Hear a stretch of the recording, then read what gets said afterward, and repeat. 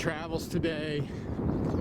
I'm stopped at the this transmission line right away off of Madbury Road in Madbury, New Hampshire. This is a right of way that I and a number of my students have worked in many years, basically since 2012, doing shrubland bird research and bird surveys in partnership with Natural Resources Conservation Service, with New Hampshire Fish and Game Department, and with Eversource Energy. It's interesting. Eversource is currently upgrading some of the poles in here, so they have all these mats in here. Normally I'd be slogging through dense vegetation through this wetland, but have the opportunity to walk on this path today, which is kind of unique. But anyway, I got a call from Eversource that some of my students left some poles that we use for mist netting birds set up in this right of way, and they're gonna mow this with a brontosaurus relatively soon, and he just wanted me to come in and grab my poles. So I'm just gonna take a quick walk in through here, grab my poles, and see what I can find for birds and any other critters. This is amazing shrubland.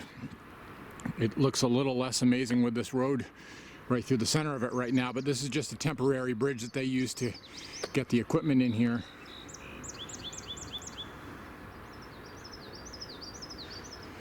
This right of way is probably about 150 feet wide, 65 meters or so.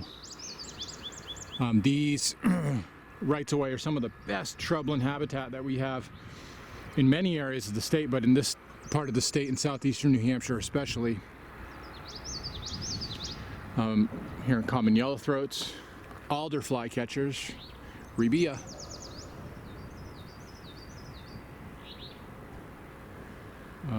Common yellowthroats, witchetty, witchetty, witchetty, witchetty, witchetty. Song sparrows, song sparrows and yellow warblers.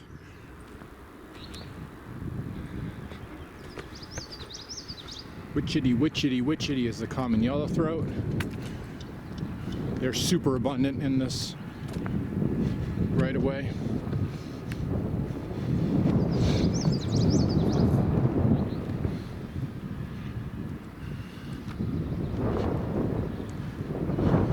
So I'm looking for metal conduit poles that we've used to extend mist nets for catching birds out through this habitat.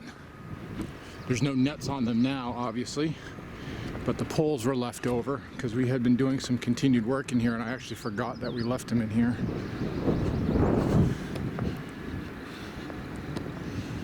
Here's some over here. There's one.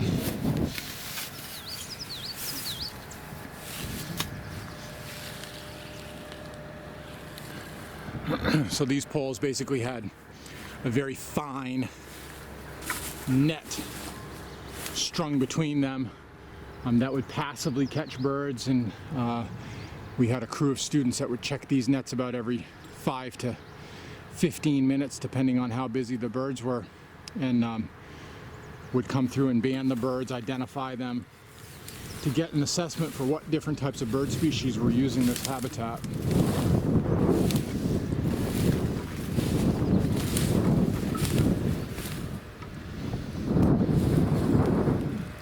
This is a great mixture of native and some invasive shrubs.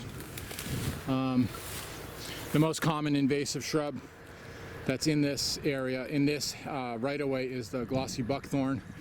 But other native shrubs that are super common are the speckled alder.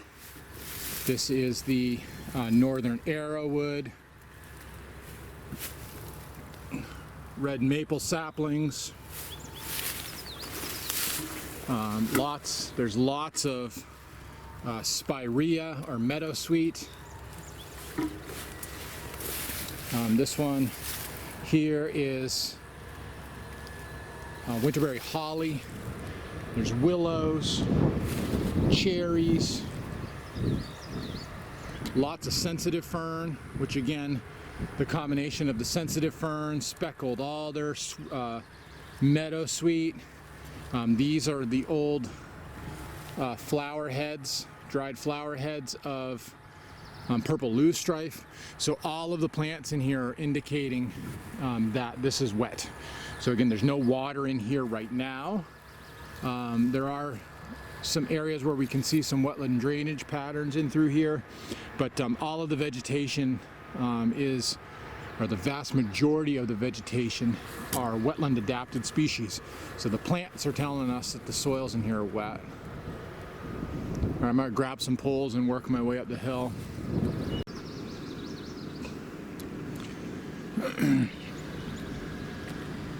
Here in chestnut-sided warblers, this is just starting to really get tall enough in here for chestnut-sided warblers. This was probably mowed 2 seasons ago. These shrublands, these transmission line rights-of-way grow super fast, especially the ones that have hardwoods in them, like these aspens, gray birch, red oak. Once these are cut, this right-of-way is mowed with a brontosaurus, like a big forestry mower. Grinds this place pretty much flat. But in the areas where the hardwoods are, they stump sprout super fast.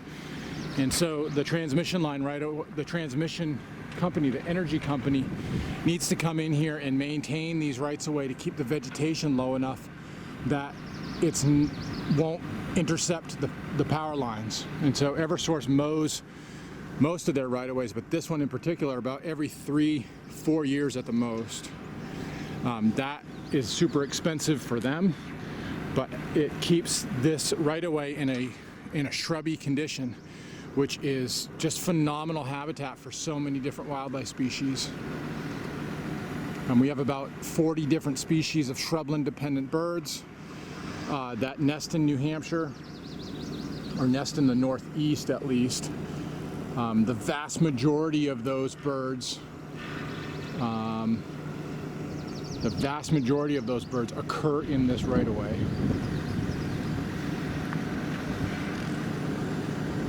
This is actually a pretty cool perspective to be up here on this mat, to be slightly up above the vegetation, to be able to look down into it, to see how heterogeneous it is. We've got patches of tall vegetation that's created primarily from the hardwood stump sprouts. Other areas where it's a little bit shorter, some areas where it's super dense, like right in here. Other areas below me where it's a little bit more open. And so again, all of those they're just little micro habitats. Some birds like it super dense, like the catbirds.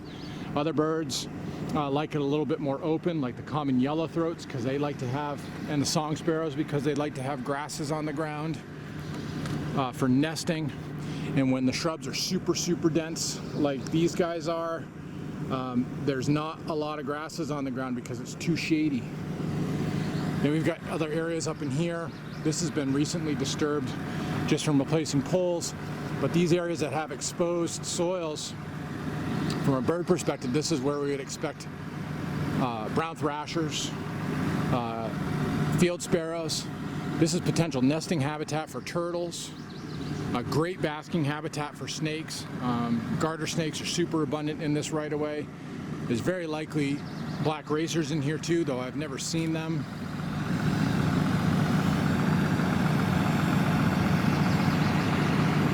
Beautiful spot.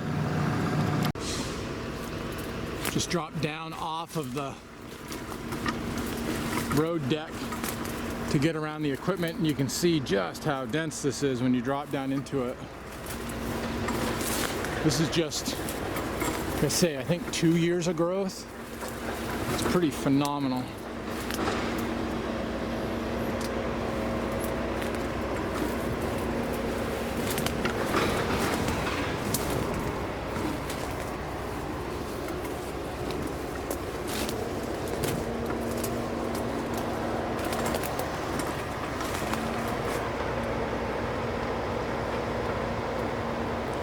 Just want to stay away from that crew.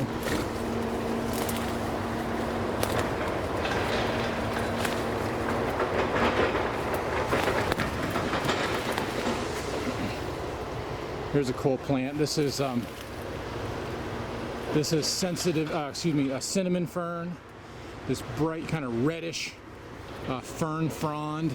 The stems of cinnamon fern have this kind of white, cinnamony colored fluff on them. That plant tends to grow where it's pretty wet. Again, great combination of, these are mostly hardwood stump sprouts. Red maple, red oak, lots of glossy buckthorn, but it's predominantly native plants in here. Gray birch. Here's gray birch with the kind of heart-shaped leaves with a long, thin leaf tip.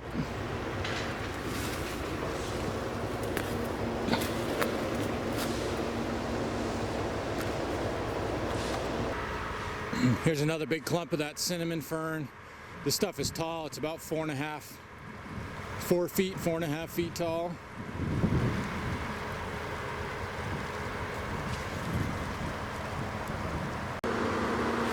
It's kind of funny.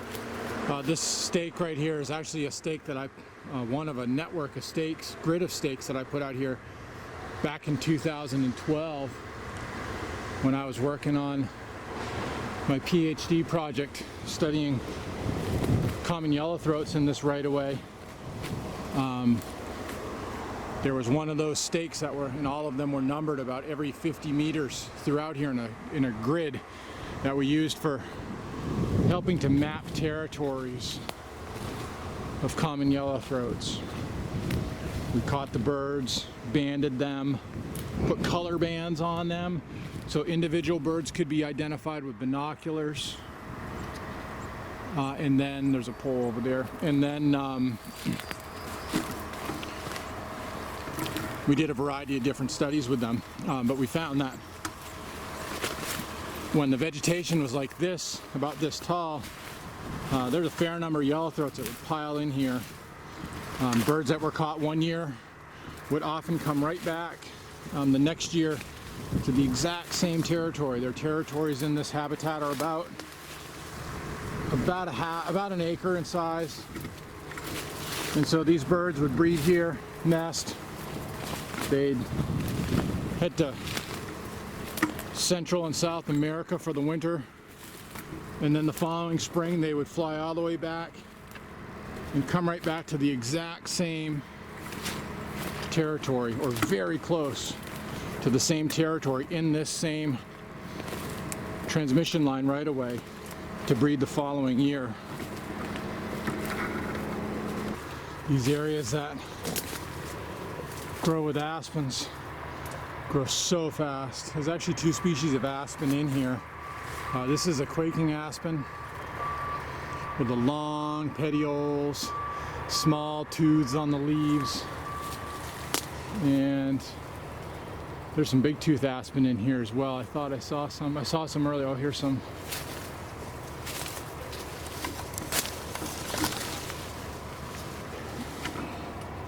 This is the big tooth aspen. But these stump sprout are root suckers is what these are. I mean, they're 10 plus feet, some of them. And they're only 3 years old. So, and again, they're right directly underneath the transmission lines. So within a few years, these can grow tall enough to intercept the lines and cause an outage. So the utility company is very vigilant about that to be sure that this vegetation is kept short.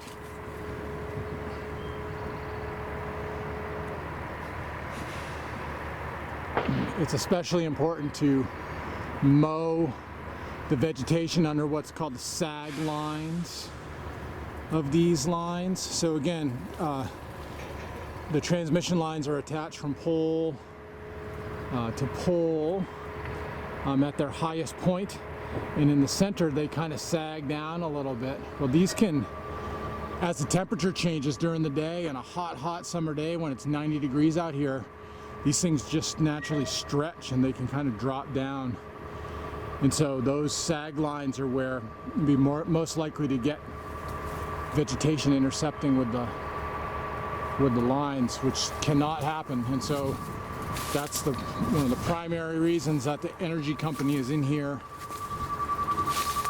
pretty regularly, to keep this vegetation shrubby. And so again, that's an exceptional expense to that company, but from a habitat standpoint, it's phenomenal. Now, I just happened to see a couple more poles at the top of this hill. Working my way up here, staghorn sumac. It's fuzzy bark. Nice blackberry in flower. Most of the shrubs that are in here, most of the ferns that are in this area where it's really dry, this is hay-scented fern. I'm hearing indigo buntings, eastern towhees, a couple prairie warblers. Again, it's probably almost 11 o'clock now. Just check the time. 11:18. It's pretty hot in here. It's at least 80 degrees. So a lot of birds are probably pretty quiet. There's definitely fewer birds in here this year because of all of the activity that's here, and the simple fact that the mats that they laid down to get the equipment in here take up some shrub space. But the birds are they bounce back pretty quickly. These transmission line rights of way, because of their mowing schedule and frequency, are pretty dynamic. One year the vegetation's relatively short, and within a few years it gets pretty tall, and the bird species respond to that pretty quickly. The year after mowing, there's not a ton of birds in here. Common yellowthroats, song sparrows, a few prairie warblers and field sparrows. And then by 3 to 4 years, when it's time to mow again, there's chestnut-sided warblers and eastern towhees and all their flycatchers, a greater abundance of song sparrows and common yellowthroats. Occasionally there's blue-winged warblers in here, but it's a little dense for blue-winged warblers. Blue wings like it a little more grassy with scattered shrubs. Lots of gray catbirds in here. I've been hearing ovenbirds singing from the forest on the edge. During our mist netting studies, we would regularly catch ovenbirds, scarlet tanagers, red-breasted grosbeaks, veeries, hermit thrushes, wood thrushes. Adults are in here throughout the season foraging, and then when they're young fledge, they're in this shrubby habitat to eat an abundance of insects and fruit, and to get in the dense shrub cover to avoid predators. A lot of folks look at these transmission line rights of way as scars on the landscape, but boy, after you spent some time in them and you can understand how wildlife use them, they are, in my opinion, some of the best shrubland habitat that we have.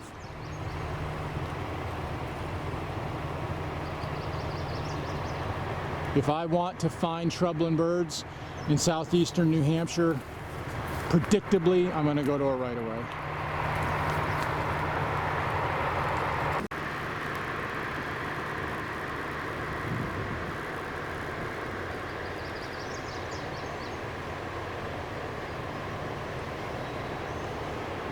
I'm hearing black-throated green warblers singing in the woods beside me. That's actually a species that we rarely catch in these shrublands. The adults and the juveniles spend most of their time in the woods. We'll catch them occasionally, but not very frequently. What's interesting, as we look down the right-of-way here, we can see some of the dynamics. Down in this corner, you can see that the sunlight, that side is fully exposed to the sun. But in this side, it's quite shady.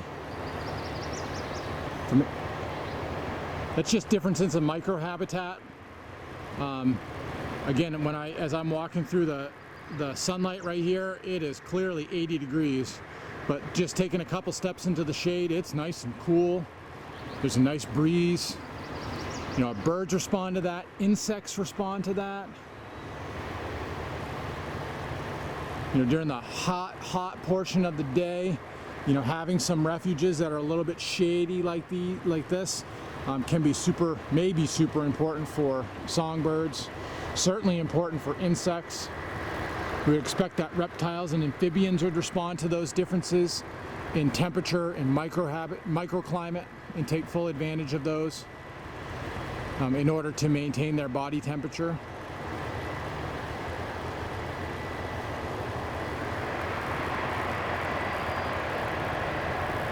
These guys look like they're just putting up, they're replacing the wooden poles with slightly taller metal poles.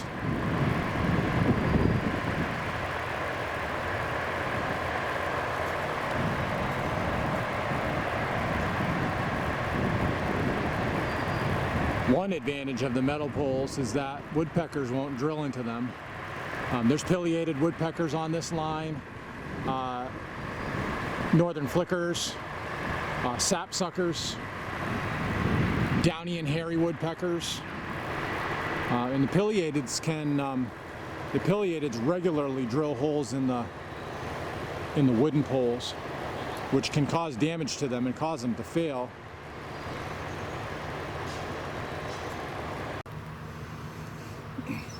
As I'm bombing through here, just coming across some areas of low bush blueberry, absolutely loaded with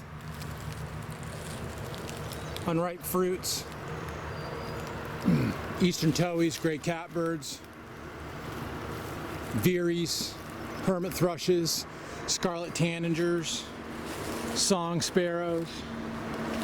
They'll all come in cedar waxwings. As soon as these berries are ripe, all of those birds pile into these rights of way to forage on those berries.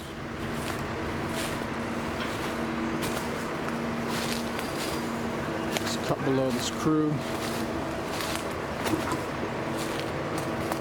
Look at the galls on this oak. This is a black oak with these are parasitic wasps that lay their eggs in the developing buds, I believe, or in the branches, and the tree responds by sending up that gall.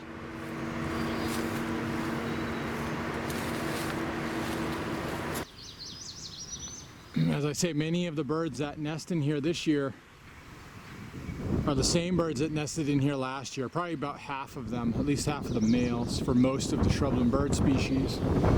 It's interesting, you know, a bird that had a territory right here last year, you know, may show up and be somewhat surprised that the habitat's been changed. Again, these birds are quite adaptable, so many of them may just move up or down the right-of-way, you know, to find a new territory. I'm here noticing, I'm hearing a couple pairs of male chestnut-sided warblers, as well as some prairie warblers, which again are shrubland nesting birds, but they're actually in the forest edge. It's not uncommon for either of those birds to sing from the forest edge, but these birds may just simply be responding to a loss of shrub area here temporarily by foraging in the adjacent forest habitat. So you know, prairie warblers and chestnut-sided warblers are super adaptable that way. There's red-eyed vireos. Here I am. Where are you? Here I am. Is the red-eyed vireo.